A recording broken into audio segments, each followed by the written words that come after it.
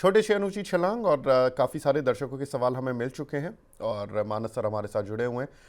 अरशद हुसैन साहब का सवाल है सर, पीएनजी ज्वेलरी के आईपीओ में। सर हुसैन साहब, आईपीओ के सवाल हम थोड़ी देर में ले लेंगे क्योंकि IPO Manas sir I think नहीं देख रहे हैं। अवधेश कुमार जी का सवाल मैं ले लेता हूं। सर टाटा पावर 475 रुपये के लिए हुए, इस समय पर एवरेज करें या नहीं? तो देखिए, एवरेज करने की सलाह नहीं रहेगी। यहाँ पर कंसोलिडेशन देखने को मिल रहा है। आपके पास जो पोजीशन है उसको आप होल्ड कर सकते हैं। आपका स्टॉप लॉस 359 के नीचे रहेंगे। पोजीशन को होल्ड करिए और देखिए, आप फ्रेश खरीदारी तभी करें जब स्टॉक 405 के पार निकल जाए। ठीक है। सर जो पहला क्वेश्चन था हुसैन साहब का वो पीएन गाडगिल पर था एक्चुअली। मुझे लगा कोई आईपीओ आया हुआ है पीएनजी वाला। मैं आईपीओ को खुद भी ट्रैक नहीं करता। PN Gadgil sir, PNG JL के नाम से आता है, इसका कोड 528 रुपये पर चल रहा है मानस सर। तो देखिए, लिस्टिंग बहुत ज्यादा पुरानी नहीं है, तो यहाँ पर data medium to long term के हिसाब से तो नहीं दिख रहा है। लेकिन अगर हम शॉर्ट टर्म ट्रेडिंग की बात करें तो एक चीज पॉजिटिव लगती है कि जो गिरावट थी, जो हम 840 रुपए से देख रहे थे, वो अब कहीं ना कहीं थमी है। पिछले करीब 4-5 हफ्ते देखें तो स्टॉक 480 रुपए के नीचे नहीं जा रहा है, तो वहां पर एक सपोर्ट बन रहा है। लेकिन अभी तक रिवर्सल की कंफर्मेशन नहीं है। तो आपके पास जो पोजीशन है वहां पर आपको 480 का स्टॉप लॉस लगाना है। और रिवर्सल के लिए कम से कम 580 का आंकड़ा ब्रेक करना जरूरी है। अगर 580 के ऊपर जाएगा तो फिर रिकवरी में आपको 680 या 700 रुपए तक के भाव स्टॉक दिखा सकते हैं। ठीक है। अ, अगला सवाल है केपीआईटी पर अरुण वालिया जी का। सर इसमें क्या करें? तो देखिए, केपीआईटी में बने रह सकते हैं क्योंकि अब कहीं ना कहीं ऐसा लग रहा है कि जो हम 1920 से गिरावट देख रहे थे वो करीब 4 हफ्ते पहले थमी, जब स्टॉक ने 200 वीक मूविंग एवरेज को टेस्ट किया। वहां से वापस डेली चार्ट पे हाई टॉप्स हाई बॉटम बनना शुरू हो गए। इंपॉर्टेंट मूविंग एवरेजेस क्रॉस हो चुके हैं 20, 10 और 50 के। अब अगर हम हडल की बात कर ले तो 50 जो 100 डे मूविंग एवरेज है वो करीब करीब 1300 रुपए पे है, और उसके बाद 1400 रुपए जहां पर 200 मूविंग एवरेज आता है। तो अगर ये दोनों हडल भी क्रॉस हो जाएंगे तब तो आप करीब 1600 रुपए तक के भाव भी देख लेंगे। अभी के लिए बने रहिए। स्टॉप लॉस को अब आपको 1150 के नीचे लगाना है। ठीक है। हरीश कुमार जी का सवाल है सर, रूट मोबाइल 1301 के लिए हुए हैं, क्या करें इस शेयर पर? तो देखिए, रूट मोबाइल का स्ट्रक्चर तो अभी भी निगेटिव लगता है। हालांकि आज के पैटर्न को देख के लग रहा है कि एक बाउंस बैक जरूर देखने को मिल सकता है। आई थिंक अगर अभी तक आपने होल्ड किया है तो स्टॉप लॉस को 915 रुपए पे लगा के रखें। चांस ले सकते हैं, बने रहिए। अगर 1050 का आंकड़ा ब्रेक होगा तो वो पहला साइन होगा रिवर्सल का। अगर 1050 का आंकड़ा ब्रेक होगा तो आपको 1125 और 1250 तक की रैली स्टॉक दिखा सकता जी। एक हमारे दर्शक हैं चंदन शर्मा जी, रेफेक्स इंडस्ट्रीज पर पूछ रहे हैं सर करंट प्राइस पर ले सकते हैं क्या? सर इसके रिजल्ट्स आए थे, रिजल्ट्स अच्छे थे, लेकिन रिजल्ट्स जिस समय पर आए उस समय पर मार्केट का सेंटीमेंट खराब होने लगा था 23 अप्रैल के आसपास से, और ये काउंटर गिर गया। रिजल्ट्स बिल्कुल ठीक आए थे, कोई दिक्कत नहीं थी। भी क्या करें क्योंकि काफ़ी गिर चुका है रिजल्ट्स के बाद? है। मेरे पास, मैं स्टॉक का नाम नहीं सुन पाया विवेक जी। Refex industries sir.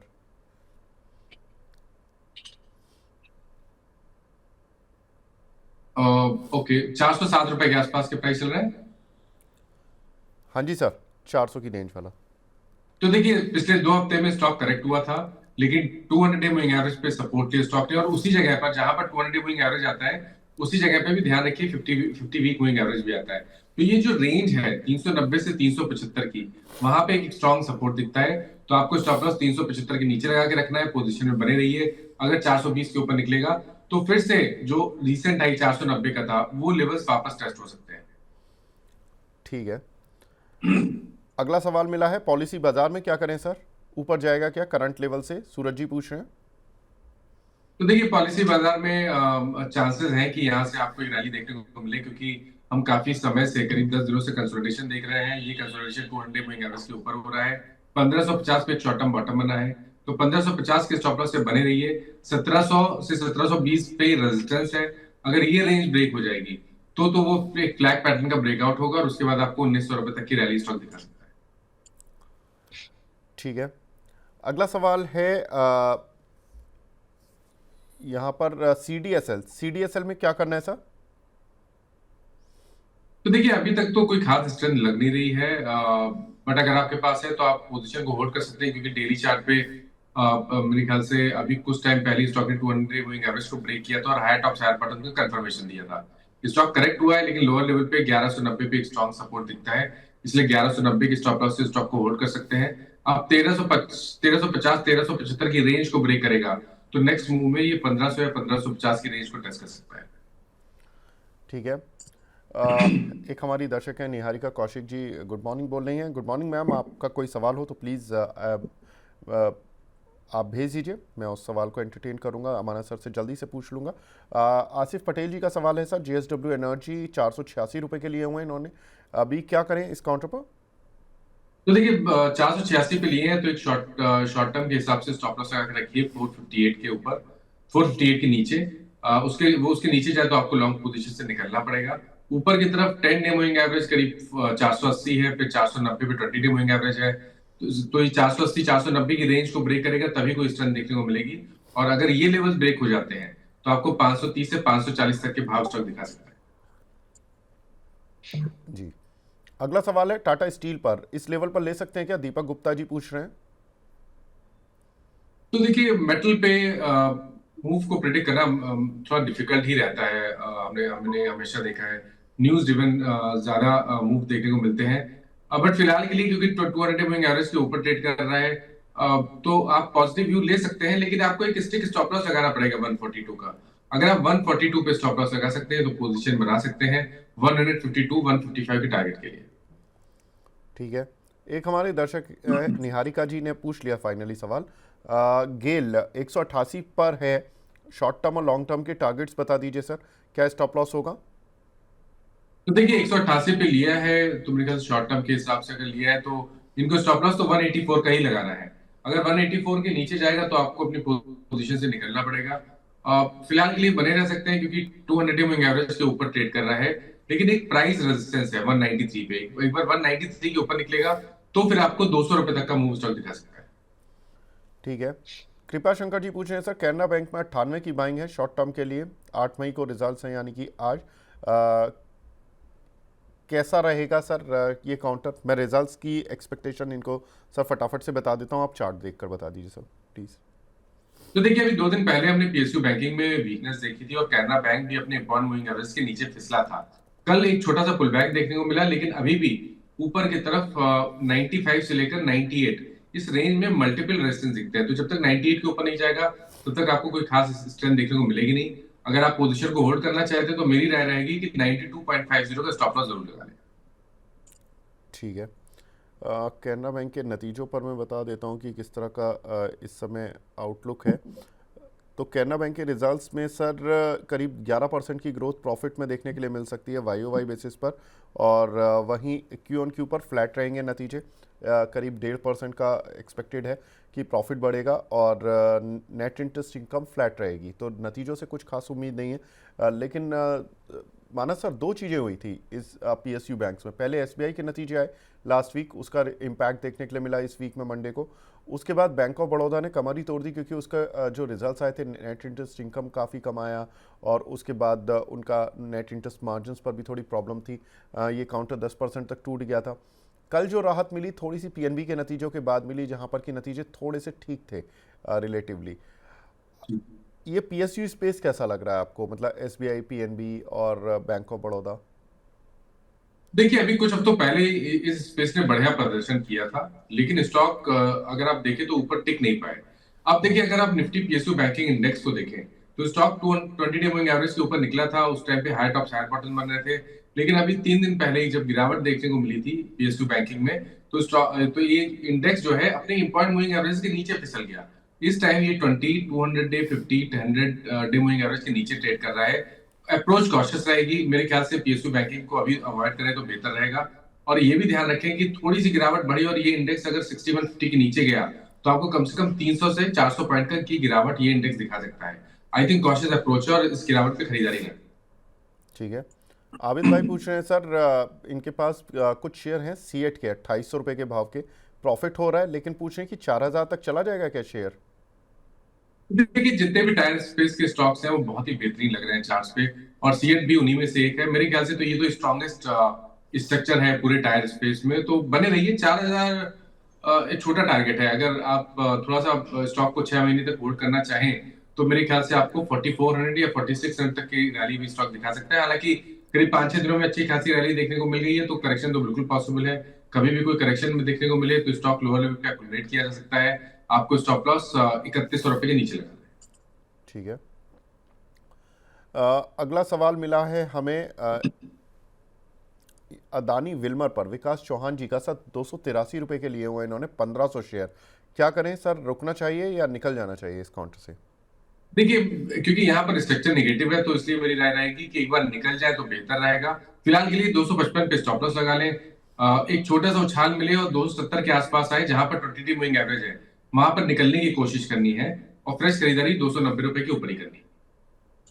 ठीक है सर। एक दर्शक पूछ रहे हैं रिलायंस इंडस्ट्रीज, इस पर आपका व्यू?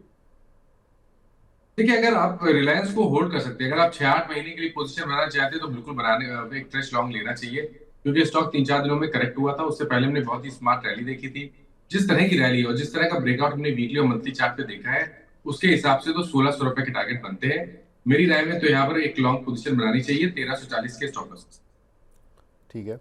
सुपर चैट पर दो सवाल मिले हैं। एक निशांत सारंग जी का, जिन्होंने कि सवाल ही नहीं पूछा, इनफैक्ट बस सुपर चैट भेज दिया। निशांत जी, मैं रिक्वेस्ट करूंगा कि आप अपना सवाल भी लिखकर भेजें। साथ ही अशोक मुंजाल जी का सवाल है। सर गुड मॉर्निंग पहले तो मुंजाल साहब आपको भी। और भारत इलेक्ट्रॉनिक्स 315 रुपये के लिए हुए हैं और BHEL 225 के रेट के लिए हुए हैं। सर क्या टारगेट रखें? देखिए, बीएल में बने रहने की कोशिश करनी है। अगर टाइम फ्रेम आपके पास बड़ा है तो 290 की स्टॉप लॉस से बने रहिए, 350 तक के टारगेट बीएल दिखा सकता है। बीएचईएल में देखिए, बीएचईएल में दिक्कत ये है कि ये लगातार 200 मूविंग एवरेज पे रेजिस्टेंस फेस कर रहा है। पिछले करीब 10-12 सेशन देखिए, तो तकलीफ हो रही है स्टॉक को 200 मूविंग एवरेज पे के ऊपर निकलने के लिए। तो यहाँ पे थोड़ा अप्रोच कॉशियस रहेगी। अगर आपके पास लॉन्ग पोजीशन है तो 214 रुपए का स्टॉप लॉस लगा ले। लेकिन फ्रेश खरीदारी अगर आपको करनी है तो 235 रुपए के ऊपर करेंगे। उसके बाद आई थिंक अगर 235 का आंकड़ा ब्रेक होगा तो आपको 260 तक की रैली भी स्टॉक दिखा सकता है। ठीक है। रंजीता जी का सवाल है, टीटागढ़ रेल सिस्टम सर 756 रुपये के बाय किए हुए हैं, क्या करें इस पर? तो देखिए, स्ट्रक्चर नेगेटिव लगता है। बस ये पॉजिटिव अगर देखें तो ये है कि 200 वीक मूविंग एवरेज पे लगातार स्टॉक सपोर्ट ले रहा है। अगर पोजीशन में थोड़ा लंबे समय के लिए बने रहना चाहें तो आपको 650 का स्टॉप लॉस लगाना बहुत जरूरी है। अगर 650 के नीचे जाएगा तो करीब 150 रुपए का डाउनसाइड और देखने को मिल सकता है। तो अप्रोच कॉशियस रहेगी। स्टॉप लॉस 650 का रहेगा। और ये भी ध्यान रखिए कि यहाँ पर स्ट्रेंथ आपको केवल और केवल 850 रुपए के ऊपर ही देखने को मिलेगी। अगर 850 के ऊपर निकला तो 1000 रुपए तक की रैली स्टॉक दिखा सकता है। ठीक है। नायका का टारगेट क्या रखें सर? अभिजीत कोले जी का सवाल है। तो देखिए, नायका बढ़िया लग रहा है। अगर आप पिछले करीब 10-15 सेशन देखें तो यहाँ पर हाई टॉप्स हायर बॉटम बन रहे हैं। गिरावट जब भी देखने को मिलती है तो 22 मूविंग एवरेज पे स्टॉक सपोर्ट ले लेता है। तो 189 के स्टॉप लॉस से यहाँ पर बने रहने की कोशिश करनी है। 200 रुपए के ऊपर 215 या 220 तक की रैली स्टॉक दिखा सकता है। जी। आसिफ पटेल ही हमारे रेगुलर व्यूअर हैं। सर टाटा टेक 700 रुपये पर लिया हुआ है इन्होंने, क्या करना है? देखिए, कोई खास ट्रेंड है नहीं यहाँ पर। यहाँ पर केवल लोअर लेवल पे कंसोलिडेशन हो रहा है। तो उस हिसाब से अगर आपने कंसोलिडेशन के हिसाब से पोजीशन में बनाई है आपने, तो आप बने रह सकते हैं। स्टॉप लॉस 590 के नीचे ही लगाना पड़ेगा, कोई और ऑप्शन है नहीं। ऊपर की तरफ स्ट्रेंथ आपको देखने को मिलेगी 730-735 के रेंज को ब्रेक होने के बाद। अगर 735 का आंकड़ा ब्रेक होगा तो रैली में 850 रुपए तक के प्राइस देखने को मिल सकते हैं, जहां पर स्टॉक का 200 मूविंग एवरेज आता है। जी। साहिल धनानी जी का सवाल है। सर IOC, इनके पास I have shares of IOC और इसमें ये एंट्री करना चाहते हैं, फ्रेश एंट्री 2-3 शेयरों में से, गेल, वेदांता, कोल इंडिया। पहले सर IOC पर ही व्यू बता दीजिए। IOC पर आपका क्या व्यू है? तो देखिए, आईओसी अगर आपके पास है और अगर आप 1 से 2 मंथ तक होल्ड कर सकते हैं तो 134 के स्टॉप लॉस से पोजीशन में बने रहिए। पैटर्न पॉजिटिव लगता है। और इस बार अगर ये 150 रुपए के ऊपर निकलेगा तो नेक्स्ट टारगेट 165 का हो सकता है। ठीक है। अगला सवाल है रोहिणी मित्तल जी का। सर JSW इंफ्रा पर पूछ रही है, 290 का है, कहाँ तक नीचे आ सकता है और बाय करें नीचे आने पर? क्या स्टॉप लॉस टारगेट रखें लॉन्ग टर्म के लिए? तो देखिए, यहाँ पर कोई खास ट्रेंड दिख नहीं रहा है, बस कंसोलिडेशन है और कंसोलिडेशन 200 मूविंग एवरेज के अराउंड हो रहा है। 275 पे एक प्राइस सपोर्ट है, इसलिए 275 का आप स्टॉप लॉस लगा सकते हैं, बने रह सकते हैं। एग्रेसिव होकर खरीदारी करनी हो तो आपको 315 के लेवल को ब्रेक करना जरूरी होगा।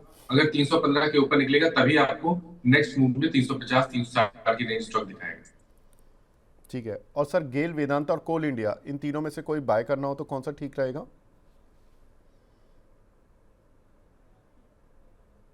देखिए, इन तीनों को कंपेयर करें तो सबसे बढ़िया तो गेल लगता है, क्योंकि ये कंसोलिडेशन 200 मूविंग एवरेज के ऊपर हो रहा है, हायर टॉप्स हायर बॉटम बन रहे हैं। तो अगर एक स्टॉक पिक करना होगा तो 180 रुपए के स्टॉप लॉस से गेल में खरीदारी करने की राय रहेगी। ऊपर की तरफ 202 205 तक की रेंज स्टॉक दिख सकती अ, एक हमारे दर्शक हैं नरेश शर्मा जी, वो बोल रहे हैं कि मानस सर मैं आपको सीएनबीसी पर भी देखता हूँ, वहाँ क्वेश्चन नहीं पूछ पाया, लेकिन वारी एनर्जी और अनंत राज पर बता दीजिए सर, आपका व्यू क्या है? है। वाली एनर्जी, ओके, एक बार स्टॉक के चार्ट चेक कर लो। ओके, वारी एनर्जी पे देखिए, वारी एनर्जी करेक्ट हुआ था मेरे ख्याल से 6 या 7 दिन पहले। हमने एक गैप डाउन देखा, उसके बाद स्टॉक ने कंसोलिडेशन दिखाया। पॉजिटिव ही है, ये कंसोलिडेशन 20 डे मूविंग एवरेज के ऊपर हो रहा है। तो मेरे ख्याल से 2500 रुपए के स्टॉप लॉस से यहाँ पर बने रहने की कोशिश करनी है। फ्रेश खरीदारी भी की जा सकती है, लेकिन आपको स्टॉप लॉस स्ट्रिक्टली फॉलो करना पड़ेगा 2500 रुपए का। अगर आप खरीदारी कर रहे हैं तो आपके टारगेट 3000 के आसपास के हो सकते हैं। दूसरा स्टॉक प्लीज रिपीट कर दीजिए। अ, सर बताता हूँ, इनका जो दूसरा शेयर था, एक्चुअली सर स्क्रॉलिंग में माफ़ कीजिएगा वो जी नीचे जी। चला गया। मैं इनका सवाल जैसे ही मिलेगा मैं दोबारा पूछता हूँ। सर कुछ दर्शक पूछ रहे हैं एसबीआई पर इन पर्टिकुलर 780 की कॉल है, आई नो कि आप एफ एंड ओ सर देखते हैं क्या? बिल्कुल, बहुत क्लोजली मैं वॉच कर। क्लोजली देखते हैं? जी जी बिल्कुल। अरे बहुत बढ़िया सर। 780 की कॉल ली हुई है पूजा स्वामी जी ने, एसबीआई की 780 की, 15 रुपये 60 पैसे पर। सर क्या करें इसमें आप कॉल में? तो देखिए, आप ऑप्शन में ट्रेड करें तो उसके लिए आपको सबसे पहले तो स्टॉक का व्यू समझना जरूरी है। थोड़ी देर पहले मैंने मेंशन किया कि जो पीएसयू बैंकिंग है वो चार्ट पे वीक लग रहा है, और स्टेट बैंक ऑफ इंडिया भी कंसोलिडेट हो रहा है, लेकिन प्रॉब्लम ये है कि आप यहाँ पर कंसोलिडेशन 20 मूविंग एवरेज के नीचे हो रहा है। इसलिए मेरी राय में यहाँ पर आपने जो कॉल में पोजीशन बना रखी है, वहां पे थोड़ा अप्रोच आपकी कॉन्शियस रहनी चाहिए। अभी मेरे ख्याल से 13 रुपए के आसपास ये ऑप्शन ट्रेड हो रहा है। आप एक काम कर सकते हैं, स्टॉप लॉस लगा सकते हैं 11 रुपए का इस ऑप्शन में। 11 रुपए के स्टॉप लॉस से होल्ड करिए, लेकिन कोई भी उछाल मिले और 16-17 रुपए के आसपास की भाव मिले तो वहां पर निकलने की कोशिश करें। ठीक है। अगला सवाल है सर आरती इंडस्ट्रीज पर 440 के लिए हुए हैं, मनीष कुमार जी का सवाल है सर, क्या करना है इस काउंटर पर? तो देखिए, पहले डिस्क्लोजर है कि ये रिकमेंडेशन हमने अपने क्लाइंट्स को भी दिया हुआ है, एक बाय रिकमेंडेशन दिया हुआ है। पैटर्न काफी पॉजिटिव लगता है, हायर टॉप हायर बॉटम बन रहे हैं। मेरा समझना है कि इस बार ये 200 मूविंग एवरेज जो कि 475 है, उसको ब्रेक करके 500 505 की रेंज में स्टॉक जा सकता है। तो बने रहिए, 454 का आपको स्टॉप लॉस। जी। जो सर आपको सीएनबीसी पर देखते हैं, नरेश शर्मा जी, उनका सवाल मिल गया। जो दूसरा सवाल था अनंत राज पर, वो पूछ रहे थे कि आपका व्यू। तो देखिए, अनंत राज में देखिए, मेरा समझना ये है कि स्टॉक का स्ट्रक्चर निगेटिव है, क्योंकि अगर आप डेली चार्ट देख लीजिए, वीकली चार्ट देख लीजिए, बर्न मूविंग एवरेज के नीचे ट्रेड कर रहा है, लोअर टॉप लोअर बॉटम दिख रहे हैं। तो कोई रीजन दिखता नहीं यहाँ पर बने रहने के लिए। अगर आप तभी भी बने रहना चाहते हैं तो मेरी राय रहेगी कि 400 रुपए का एक स्टॉप लॉस फॉलो कर ले। ऊपर की तरफ स्ट्रेंथ केवल 550 रुपए के ऊपर देखने को मिलेगी। अगर 550 के ऊपर निकलेगा तभी यहाँ पर स्ट्रेंथ देखने को मिलेगी, उसके बाद आपको 700 रुपए तक की रैली देखने को मिल सकती है। आई थिंक बेहतर स्ट्रेटेजी है कि कभी कोई उछाल मिले तो यहाँ पर निकल जाए और फिर से खरीदारी करे 550 रुपए की। अब मैं रिक्वेस्ट करूंगा कि ये पॉलिसी बाज़ार पर हम क्वेश्चन ले चुके हैं, बार बार कृपया ना भेजें, और काफ़ी लंबा लंबा मैसेज आप लिख रहे हैं सूरज जी। पॉलिसी बाज़ार सर, वीडियो को पीछे जाकर देखिए, पॉलिसी बाज़ार पर डिस्कशन हो चुका है। अगला सवाल मैं लूँगा यहाँ पर, कर्नाटका से हैं प्रवीण जी। गुड मॉर्निंग प्रवीण जी। इनका सवाल है सर, बजाज हाउसिंग 125 रुपये के लिए हुए हैं, स्टॉप लॉस और टारगेट पूछ रहे हैं 1 साल के लिए। तो देखिए, 125 पे लिए हैं फिलहाल, तो यहाँ पर कंसोलिडेशन दिख रहा है। नीचे की तरफ एक प्राइस सपोर्ट 110 रुपए पे है, ऊपर की तरफ प्राइस रेजिस्टेंस 135 पे है। तो जब तक इस रेंज के बाहर नहीं निकलेगा तब तक व्यू देना मुश्किल है। तो अगर आपको स्टॉप लॉस लगाना है तो 110 पे स्टॉप लॉस लगा लीजिए, स्टॉक को होल्ड कर लीजिए, इस उम्मीद में कि अगर 135 का आंकड़ा ब्रेक होगा तो स्टॉक 150 या 155 के लेवल्स को टेस्ट कर सकता है। जी। संगीता कुमारी जी का क्वेश्चन है sir, PCBL Philips carbon black 427 की बाइंग है, क्या करें? काफी ऊपर की बाइंग है इनकी। देखिए, व्यू तो अभी बहुत पॉजिटिव नहीं है, बस केवल इतना है कि जो गिरावट थी वो थम गई है, स्टॉक ने एक बॉटम बनाया है ₹340 के आसपास, तो आप 340 के स्टॉप लॉस से स्टॉक को होल्ड कर सकते हैं। लेकिन देखिए यहाँ पर स्ट्रेंथ तभी देखने को मिलेगी जब स्टॉक इस रेंज को ब्रेक करेगा, इस रेंज के अपर बैंड को ब्रेक करेगा, जो कि 440 के आसपास आता है। तो 440 का लेवल ब्रेक होगा, उसके बाद ही आपको रैली देखने को मिलेगी। बट फिलहाल के लिए अगर आप बने रहना चाहते हैं तो 340 का स्टॉप लॉस जरूर लगा दीजिए। ठीक है। इंडीजीन, यहाँ पर साहिल धनानी जी का सवाल है सर, होल्ड करें या सेल?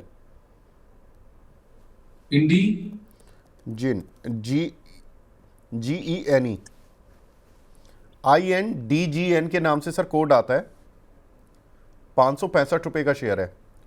INDGN इस नाम से कोड आता है सर NSE पर। जी जी। तो देखिए फिलहाल के लिए अगर हम पैटर्न की बात करें या ट्रेंड की बात करें तो ट्रेंड तो नेगेटिव लगता है। ऊपर की तरफ बहुत सारे रेजिस्टेंस हैं, चाहे आप वीकली चार्ट में देख लीजिए, चाहे आप डेली चार्ट में देख लीजिए, और जब तक ये 600 रुपए के ऊपर नहीं जाएगा इस स्टॉक से उम्मीद करना मुश्किल है। मेरे ख्याल से अगर आपके पास लॉन्ग पोजीशन है तो आप स्टिक स्टॉप लॉस 520 का लगा लें, कभी उछाल मिले और 580 के आसपास आए तो वहां पर पोजीशन से निकल जाए और फ्रेश खरीदारी 600 रुपए के ऊपर। ठीक है। एक हमारे दर्शक हैं, रेगुलर व्यूअर हैं, साईं प्रवीण जी, पूछ रहे हैं कि सर नौकरी में सही समय है एंट्री लेने का? नहीं, देखिए नौकरी में सही समय तभी होगा जब यहाँ पर आपको ब्रेकआउट देखने को मिलेगा, क्योंकि 200 day moving average, 100 day moving average काफी स्ट्रॉन्ग रेजिस्टेंस है। तो जब तक 1460 के ऊपर ना निकले तब तक आप खरीदारी ना करें। अगर 1460 1460 के ऊपर निकले तब आप एक पोजीशन ट्रेड ले सकते हैं। उस केस में 1390 के स्टॉप लॉस से खरीदारी करेंगे और 1600 रुपए के टारगेट से। जी। राजेश पंत जी हैं, बोल रहे हैं कि सर मैं दुबई से पूछ रहा हूँ। बिल्कुल पंत साहब, बहुत बहुत स्वागत आपका कि आप दुबई से हमारा प्रोग्राम देख रहे हैं। ट्राइडेंट में सर एवरेज कर सकते हैं क्या? इन्होंने ये तो नहीं बताया किस लेवल के लिए हुए, लेकिन ट्राइडेंट सर सारे ही टेक्सटाइल शेयरों में अच्छी तेज़ी देखने के लिए मिल रही है जब से इंडिया ने ब्रिटेन के साथ एक ट्रेड डील साइन की है।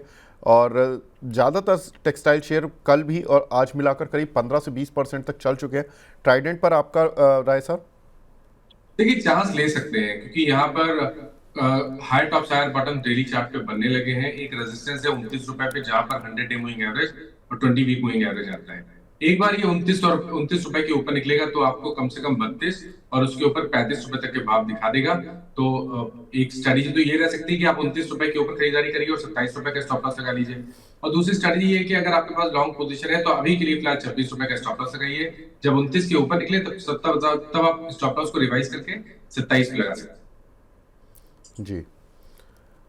अगला सवाल मिल रहा है सर यहाँ पर जेके टायर पर, इसकी सचिन कावरे जी का सवाल है, इसके बारे में सर आपका व्यू?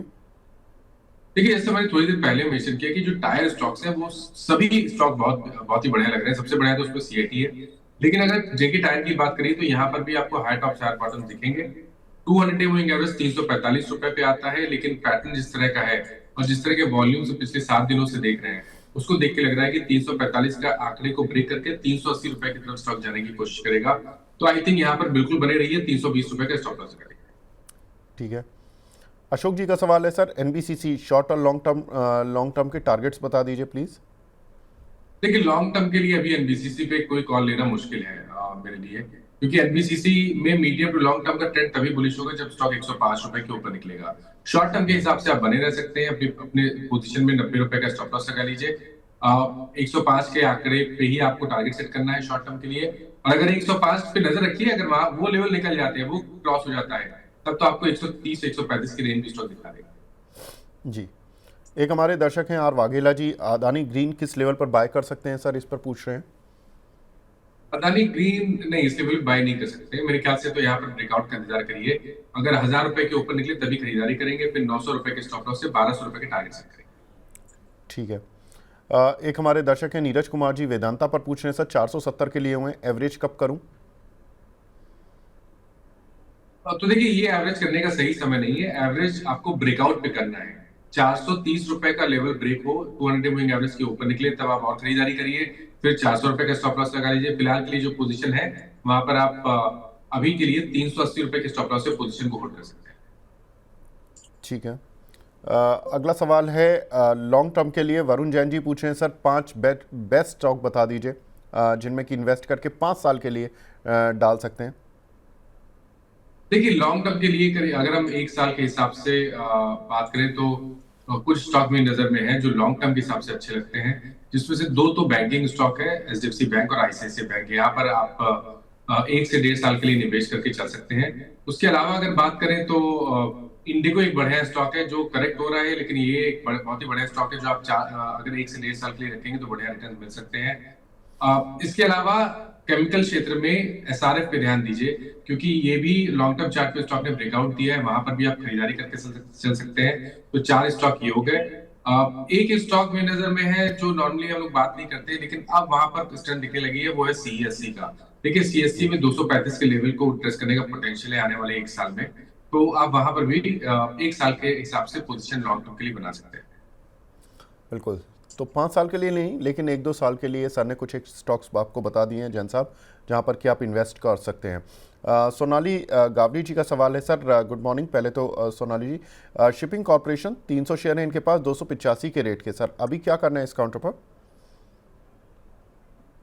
तो देखिए यहाँ पर ट्रेंड तो पॉजिटिव नहीं है। अगर आप बने रहना चाहते हैं तो आपको 160 रुपए का स्टॉप लॉस लगाना पड़ेगा। उसके उसके पहले अगर कोई बाउंड बैक मिल जाए तो 170-80 की रेंज में निकलने की 175 से 80 की रेंज में निकलने की कोशिश करिए, और फ्रेश खरीदारी 195 के ऊपर निकलिए। ठीक है। गौरव शर्मा जी पूछ रहे हैं sir, PPL pharma, Piramal pharma 2000 share हैं 240 के, अभी आपका व्यू क्या रहेगा इस काउंटर पर? तो देखिए फार्मा में अगर आप बहुत सारे स्टॉक ऐसे देखेंगे जहां पर हाई लेवल पे सस्टेन होना स्टॉक्स के लिए मुश्किल हो रहा है, और उन्हीं में से एक पीपीएल फार्मा भी है। अब वापस 200 मूविंग एवरेज के नीचे जाने की कोशिश कर रहा है स्टॉक, नजर रखिए। अगर 200 रुपए के नीचे जाए तो आपको लॉन्ग पोजीशन से निकलना पड़ेगा। और देखिए यहाँ पर तो एग्रेसिव होकर केवल और केवल 240 के ऊपर ही खरीदारी करनी चाहिए। ठीक है। साहिल धनानी जी का सवाल है सर, एनएमडीसी यहाँ पर फ्रेश एंट्री कर सकते हैं क्या? नहीं, एनएमडीसी में अभी खरीदारी नहीं करनी है। एनएमडीसी में केवल 72 रुपए के ऊपर ही खरीदारी करनी है, उससे पहले नहीं करनी। अच्छा, very short and precise answer देते हैं मानस सर, इसीलिए शो में सवाल कम पड़ जाते हैं। आईटीसी होटल, साहिल जी का ही सवाल है सर, इस पे बाय लेवल एंड टारगेट बता दीजिए। तो देखिए हिस्ट्री बहुत ज्यादा नहीं है और शॉर्ट टर्म चार्ट पे स्टॉक पीक लग रहा है, इसलिए यहाँ पर खरीदारी करने की राय नहीं रहेगी। मेरे ख्याल से यहाँ पर गिरावट में आपको 180 रुपए तक के भाव देखने को मिल सकते हैं। 180 पे अगर कोई रिवर्सल का साइन देखने को मिले तभी खरीदारी करें, उससे पहले खरीदारी ना करें। ठीक है। बासफ में एंट्री ले सकते हैं क्या, मुंजाल जी का सवाल है सर, 4417 रुपये पर चल रहा है ये शेयर।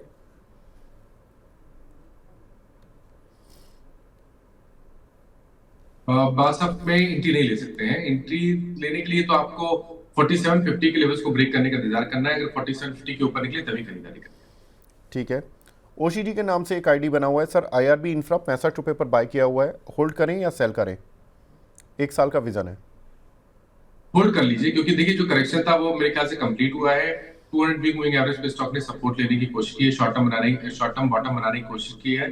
40 रुपए पे आपको स्टॉप लॉस लगाना है, लेकिन स्ट्रेंथ या रिवर्सल का साइन आपको 50 रुपए के ऊपर देखने को मिलेगा, और अगर 50 रुपए के ऊपर निकलेगा तो 62 तक की रैली स्टॉक दिखा सकता है। ठीक है।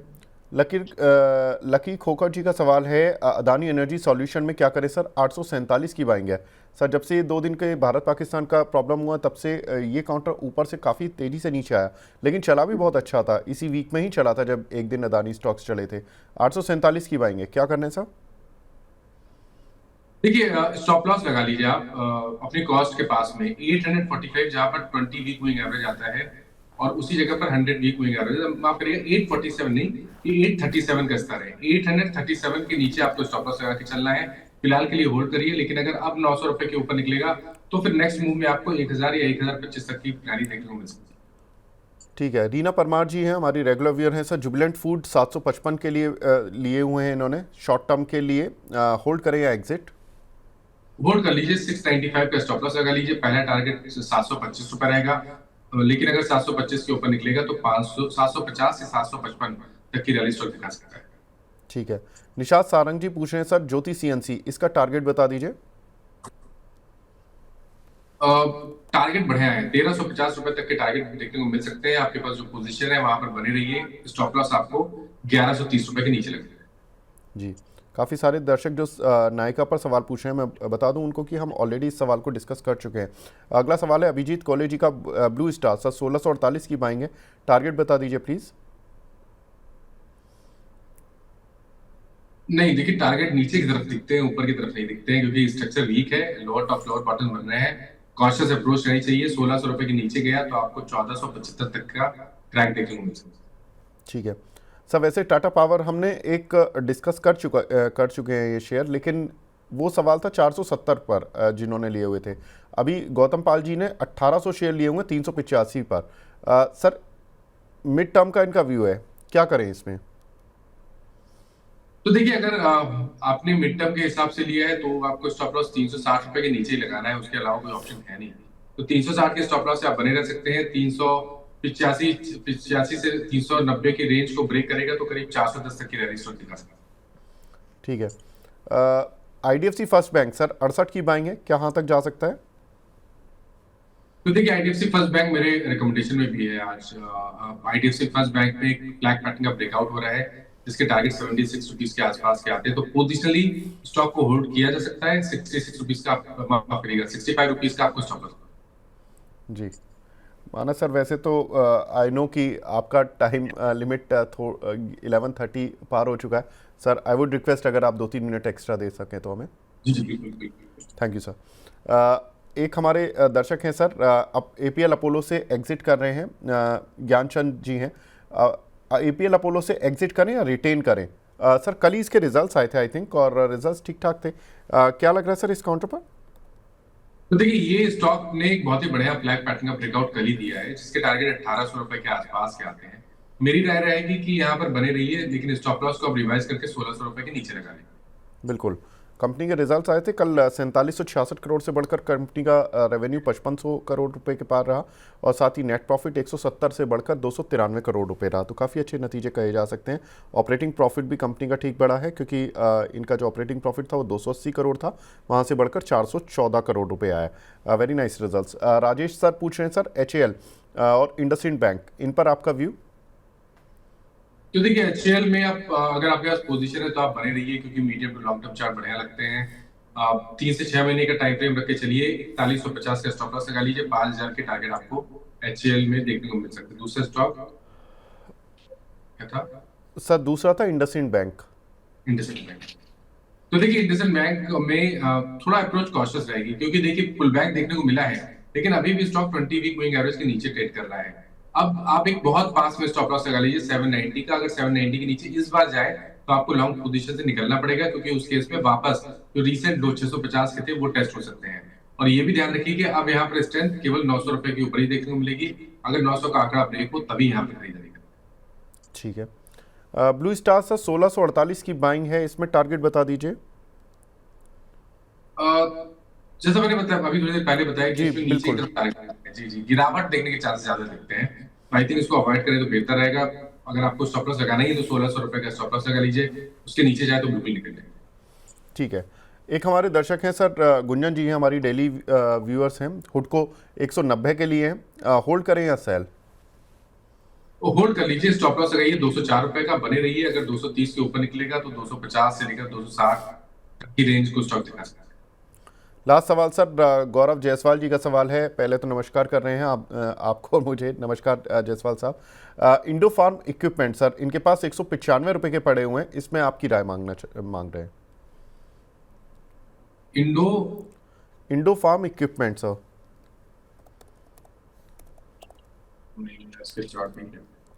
मैं इसका कोड बता देता हूं सर। इंडो फार्म के नाम से ही आता है NSE पर, INDO, इंडो फार्म FARM। 144 रुपए का शेयर चल रहा है। ओके, तो देखिए यहाँ पर एक डबल बॉटम बनने की कोशिश हो रही है। अगर 135 के ऊपर सरवाइव कर गया तब तो बढ़िया है, तब तो आपको रिकवरी में शायद आपको 170 180 तक की भाव दिखा देगा। बट यहाँ पर ये देखिए, ये कोई बहुत स्ट्रॉन्ग स्ट्रक्चर नहीं है। केवल इतना लग रहा है कि शायद एक शॉर्ट टर्म बॉटम बनेगा, तो उस केस में एक पुल बैक देखने को मिल सकता है। 135 के स्टॉप लॉस से बने रहिए। उम्मीद करिए कि 170 से 180 तक की रेंज स्टॉक ऊपर की तरफ दिखा लेगा। ठीक है। मानस सर आप हमारे साथ जुड़े सर, काफ़ी सारे सवाल 35 मिनट में किस तरह से निकले मुझे ही नहीं पता चला, और thank you very much sir. आपकी स्पीड के तो मैं हमेशा से कायल रहा हूँ। थैंक यू सर हमसे जुड़ने के लिए, एक्स्ट्रा बिट ऑफ टाइम देने के लिए, और सर डबल थैंक यू। अब हमारे साथ एक और ख़ास मेहमान जुड़ चुके हैं, हमारे साथ लवलेश सर जुड़ चुके हैं। लवलेश सर गुड मॉर्निंग। मॉर्निंग विवेक जी। सर लास्ट टाइम बात हुई थी तब भारत पाकिस्तान वाली टेंशन थी, क्लैरिटी नहीं थी। आज क्लैरिटी भी है। क्या बोल रहे हैं आज अपने क्लाइंट्स को? जी देखिए, बिल्कुल क्लैरिटी है। पर जब भी हम वॉर की बात करते हैं विवेक जी, एक बात हमने ये अभी रिसेंट एग्जांपल में ही देखी है कि लॉन्गेटिविटी या लॉन्जेविटी आप बोल लीजिए वॉर की, it requires a lot of resources. तो रशिया और यूक्रेन का जो हुआ वो एक बहुत सीधा एग्जांपल है कि जो वॉर एक साल से ज्यादा हो गया है उसमें काफी कुछ रिसोर्सेज लगती है और वो इकोनॉमिकली अच्छा नहीं भी रहता है। सेम वे इंडिया और अभी जो पाकिस्तान का जियो पॉलिटिकल चल रहा है, वॉर का एक सिनारियो बन रहा है, दोनों कंट्रीज सबसे पहले तो यही अवॉइड करेगी फुल फ्लेज वॉर हो। जितना हो उसको आप बोल सकते हैं कि लिमिटेड रखें या उतना रखें जितने में रिसोर्सेज ज्यादा नहीं यूटिलाइज हो। मेरे ख्याल से इंडिया भी यही चाहेगा इकोनॉमी के लिए अभी वॉर एक फुल फ्लेज ना हो। इसलिए मार्केट में भी अगर आप देखें तो उतना एक शार्प रिएक्शन नहीं आ रहा। आप देखें पाकिस्तान या दूसरे जो उनके एक्सचेंज थे वहां पर शार्प रिएक्शन था, 5 से 7% की गिरावट हुई थी एकदम। वो चीज हमने इंडिया में अभी नहीं देखी। मैं जैसे पहले भी स्टांस था कि हम ये कंसोलिडेशन रेंज है, अभी भी हम कंसोलिडेट करेंगे। ऊपर में मुझे लगता है कि 24,600 24,650 एक काफी स्ट्रॉन्ग रेजिस्टेंस है स्पॉट में। और नीचे में मुझे लगता है कि 24,200 24,250 ये एक जोन बना है। मार्केट इसी में रहेगा। काफी कुछ हो सकता है कि लीडर्स कुछ स्पेसिफिक स्टॉक रहे, सेक्टरल व्यू ना ले, और हो सकता है कि एक सेक्टर के अंदर एक पर्टिकुलर लीडर उभर कर आए। पर मुझे नहीं लगता यहाँ पर एकदम हम ज्यादा तेजी की उम्मीद रखें। रेंज में ही रहेगा। ठीक है, तो रेंज में रहेगा मार्केट। लेकिन सर काफ़ी कुछ दर्शकों की मैं क्वेरीज ले रहा था, तो वो मैं अभी कंटिन्यूशन में रखता हूँ। अनिल यादव जी का सवाल है, सर जीनस पावर पर क्या करना है अभी? देखिए, स्टॉक कंसोलिडेट ही कर रहा है। अच्छा एक बॉटम फॉर्मेशन इसलिए 250 पे करा है। अपने प्रीवियस जो स्विंग हाईज थे कहीं ना कहीं 280 के आसपास उनको उसने सपोर्ट लिया है। काफी कुछ मुझे लगता है कि स्टॉक में तेजी बनी रहेगी। एक जो बॉटम फॉर्मेशन का है, एक माइनर रेजिस्टेंस है 330 पे, अगर वो स्टॉक ब्रेक करता है तो और तेजी बनेगी। पर फिलहाल में इसमें बायोडिप्स की स्ट्रैटेजी रखे, नीचे में 280 के नीचे स्टॉप लॉस रख सकते हैं। ऊपर में मुझे लगता है कि स्टॉक वापस से 310 से 312 की रेंज एक बार टेस्ट करेगा। ठीक है। एक हमारे दर्शक हैं सन ए प्लस के नाम से उनका आईडी बना हुआ है, सर एंजल वन बाय कर सकते हैं क्या? सर बीएससी के काउंटर ने तो धमाल किया हुआ है 2 दिन से, रिजल्ट्स आने के बाद ज़बरदस्त इसमें तेज़ी देखने के लिए मिली। वहीं एचडीएफसी एएमसी, तो ये जितने भी एएमसी एक्सचेंज ब्रोकिंग वाले काउंटर्स हैं, ब्रोकिंग वाले नहीं चले हैं, बस बाकी सब चल गए हैं। तो सर जब ब्रोकिंग एक्सचेंज चल रहा है, एएमसी चल रही है, तो ब्रोकिंग क्यों नहीं? ऑब्वियसली ब्रोकिंग इसलिए नहीं चल रही है। जो अच्छी खासी हमने तेजी देखी थी, कहीं ना कहीं उसका इम्पैक्ट सेबी के रूल्स और रेगुलेशंस जो आए हैं मार्केट को एक तरह से स्ट्रीमलाइन करने के लिए, वीकली एक्सपायरीज जो उसने रिस्ट्रिक्ट करी है, मेरे ख्याल से कहीं ना कहीं उसका इम्पैक्ट है। और मुझे यहाँ से लगता है कि एंजल वन और जो दूसरे स्पेसिफिकली ब्रोकिंग से रिलेटेड स्टॉक्स है उनमें अभी भी थोड़ा सा साइडवेज कंसोलिडेशन बना रहेगा।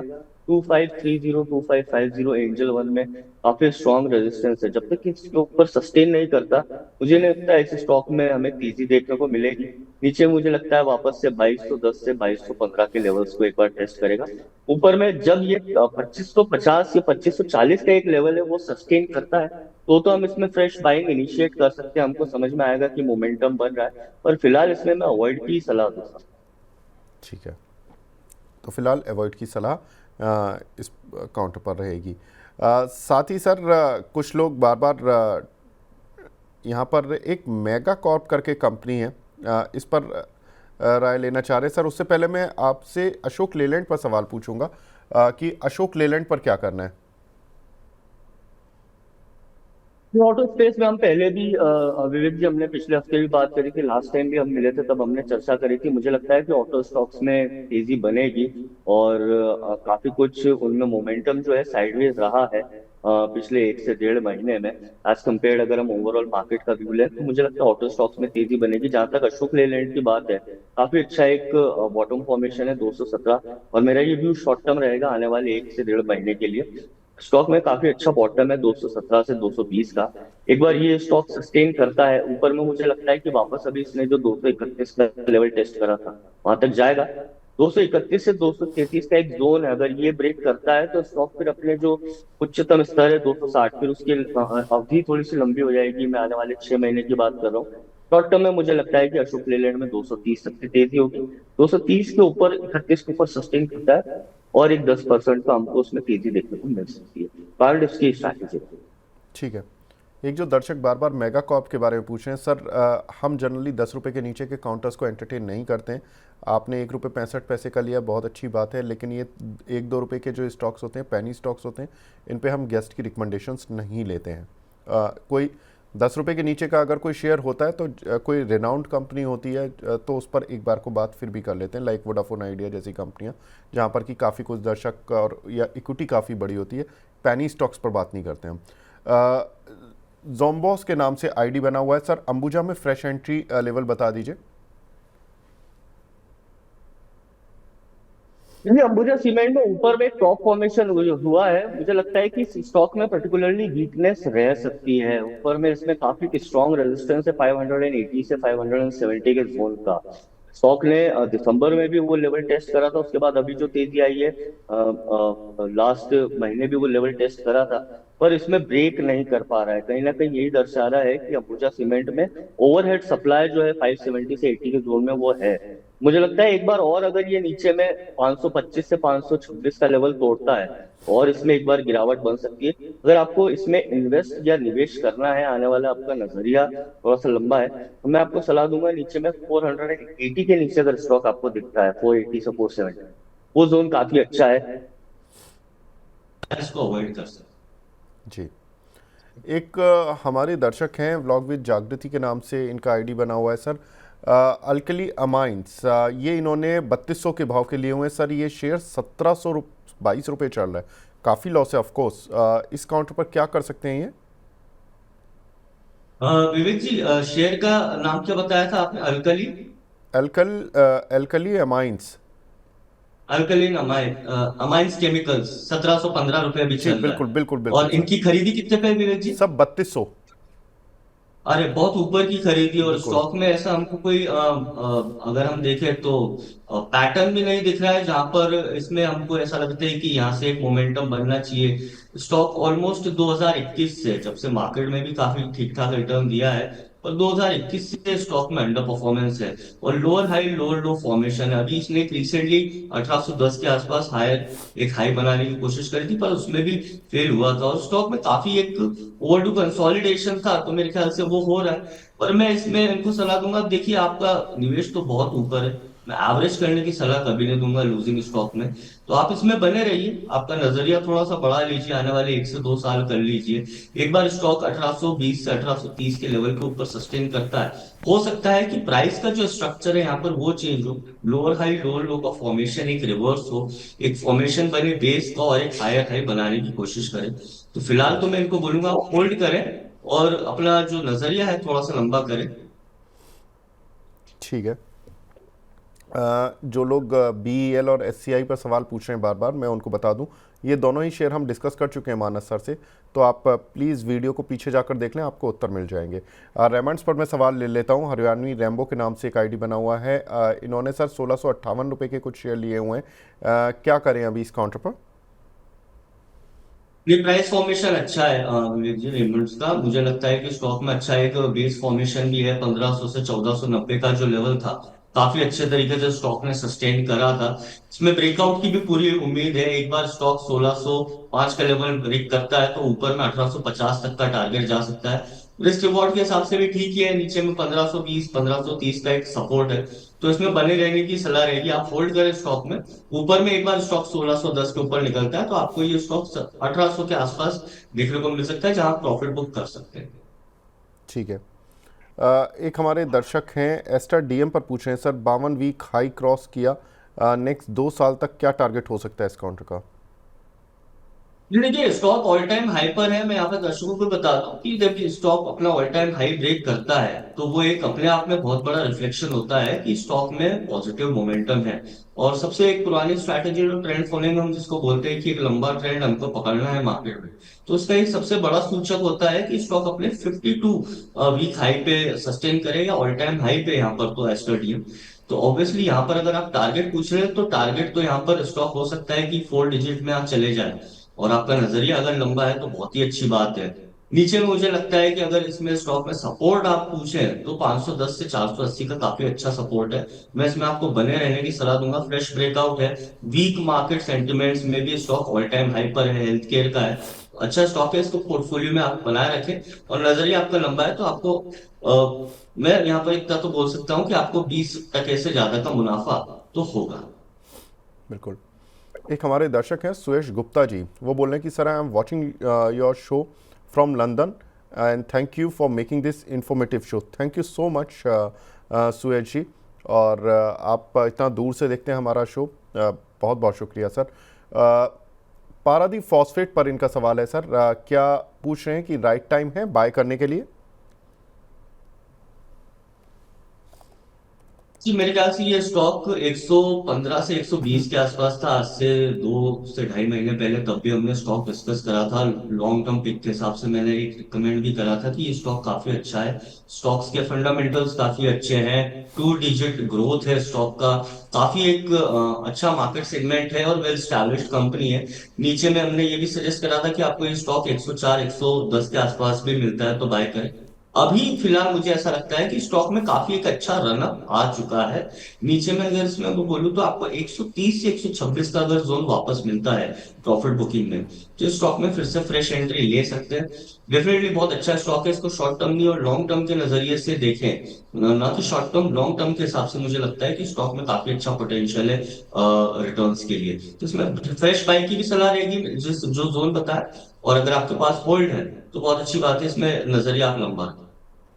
बिल्कुल, इस कंपनी के रिजल्ट्स भी काफ़ी शानदार आए हैं और हमने देखा था कि मार्च क्वार्टर के रिजल्ट इस कंपनी के 2243 करोड़ से बढ़कर करीब 3500 करोड़ रुपए का इनका रेवेन्यू आया और 22 करोड़ के मुकाबले 160 करोड़ का प्रॉफिट आया। ज़बरदस्त कंपनी ने रिजल्ट्स दिए और ये रिजल्ट्स केवल इसने इसी क्वार्टर में नहीं दिए हैं, पिछले 3 क्वार्टर से कंपनी के नतीजे काफ़ी अच्छे आ रहे हैं। सितंबर क्वार्टर में 228 करोड़ का प्रॉफिट, दिसंबर में 159 और अब दोबारा 160 करोड़, तो लगातार 3 क्वार्टर। इससे पहले ये कंपनी 100 करोड़ का प्रॉफिट भी नहीं कर पाती थी ऑन एन एवरेज, और अब 150 से 200 करोड़ का प्रॉफिट कर रही है। यही इस कंपनी की इस कंपनी के साथ जो रनअप का कारण रहा है वो यही रहा है, जिसकी वजह से हम देख रहे हैं कि 60-70 रुपये से सर मैं सवाल ले रहा हूँ इस काउंटर पर और अब 140 आ गया। आज अचानक से मैंने इसको भी काफ़ी दिनों बाद देखा, तो काफ़ी अच्छा मूवी इस काउंटर पर देखने के लिए मिला है।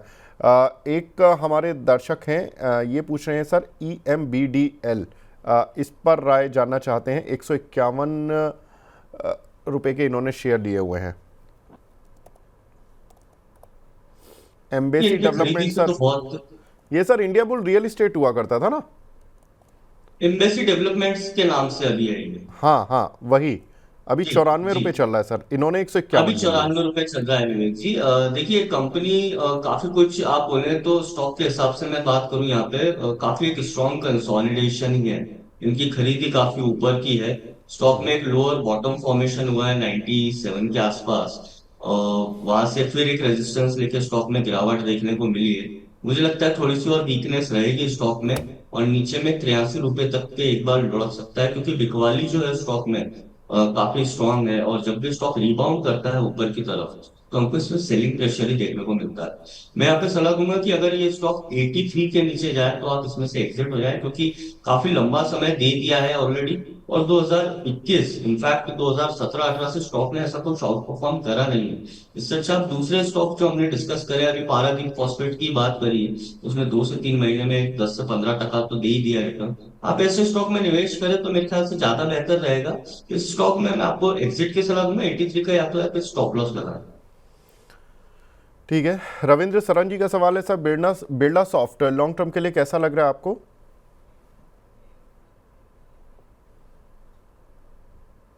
जी करंट लेवल्स में तो मैं इसमें बाय की सलाह नहीं दूंगा। हाँ अगर 404 405 का एक लेवल ब्रेक करता है तो मैं इसमें बोल सकता हूँ। और अगर आपकी नजरिया लॉन्ग टर्म का है तो अच्छा स्टॉक है मेरे ख्याल से। एक साइडवेज कंसोलिडेशन है जो ओवर ड्यू है। 270 से स्टॉक 800 850 के लेवल तक गया था। तो ये जो कंसोलिडेशन है काफी ओवर ड्यू था स्टॉक में, कर रहा है। अच्छी बात यह है कि इसने भी एक शार्प रिकवरी दी है नीचे में। और एक बार ये स्टॉक 410 के ऊपर जाता है तो वापस से इसमें तेजी 520 525 तक देखने को मिल सकती है। तो मैं यहाँ पर फ्रेश बाय की सलाह दूंगा, पर 405 का आप वेट करें। अगर वो ब्रेक करता है तो मोमेंटम वापस से बन सकता है इसमें। ठीक है। क्यूपिड, इसमें 78 की बाइंग है इनकी शॉर्ट टर्म के लिए, क्या करें सर क्यूपिड में?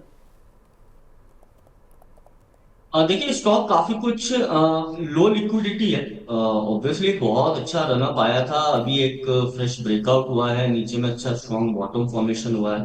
पर अगर आपका नजरिया शॉर्ट टर्म है तो आप एक बार प्रॉफिट बुक कर सकते हैं। पूरा नहीं तो 50% ऑफ पोजीशन आपके पास अमूमन सपोज 100 शेयर है तो आप 50 बुक कर लीजिए। 50 आप स्टॉप लॉस ट्रेल कर लीजिए अपनी कॉस्ट के ऊपर। एक बार स्टॉक में 90 का लेवल टूटता है तो और तेजी बन सकती है 105 तक। वो एक शॉर्ट टर्म का ही व्यू रहेगा।